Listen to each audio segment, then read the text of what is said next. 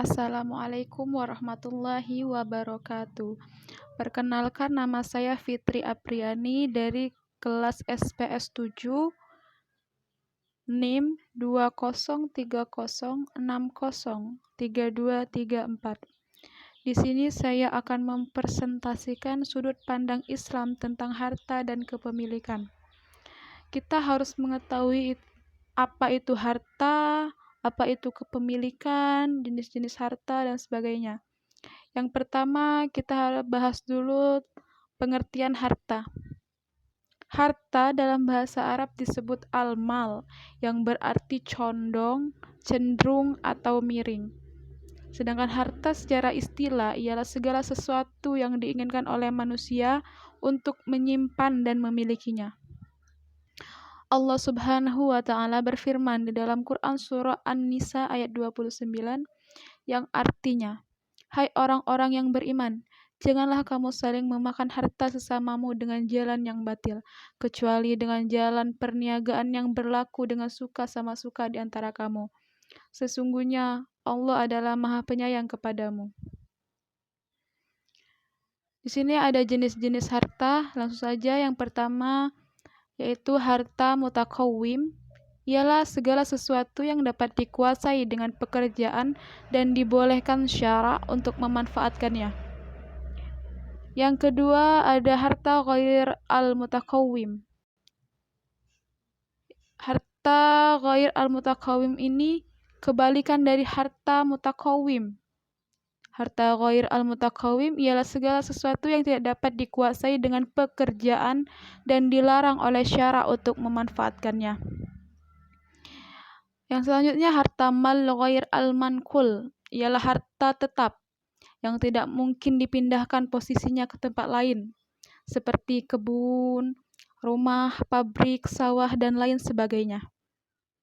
Selanjutnya harta ain, yaitu harta yang berbentuk. Yang kelima harta dain, yaitu harta yang menjadi tanggung jawab seperti uang yang dititipkan ke orang. Selanjutnya ada harta nafi', yaitu harta yang tidak berbentuk. Selanjutnya harta mamluk, yaitu harta yang statusnya memiliki kepemilikan baik individu, umum, atau negara. Yang ke-8 harta mubah, yaitu hukum harta pada asalnya dan tidak ada yang memilikinya.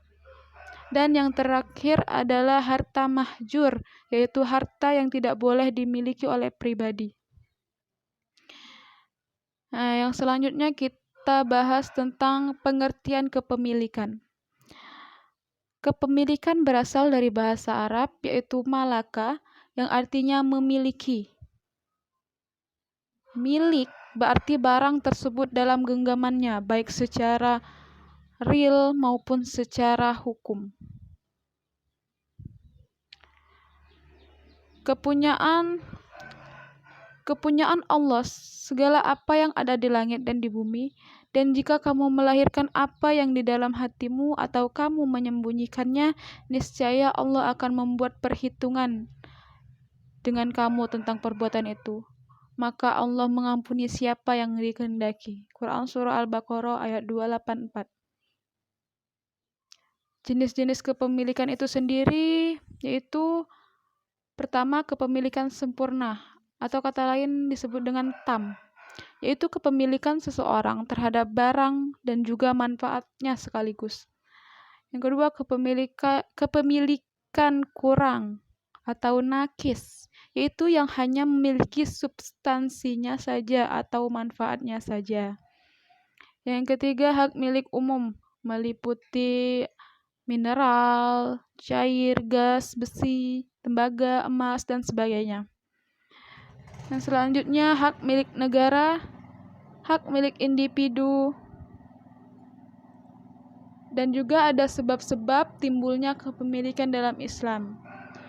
Yang pertama, sebab kepenguasaan terhadap barang-barang yang diperbolehkan. Sebab akad, sebab penggantian, sebab turunan dari sesuatu yang dimiliki, sebab bekerja, sebab warisan, dan sebab kebutuhan akan harta untuk menyambung hidup. Kepemilikan yang sah menurut Islam yaitu menjaga hak hukum, transaksi pemindahan hak, dan pengganti posisi pemilikan. Kedudukan harta dalam Islam yaitu harta sebagai amanah dari Allah Subhanahu wa taala. Harta sebagai perhiasan hidup, mansi. Harta sebagai ujian keimanan, dan harta sebagai kekal ibadah.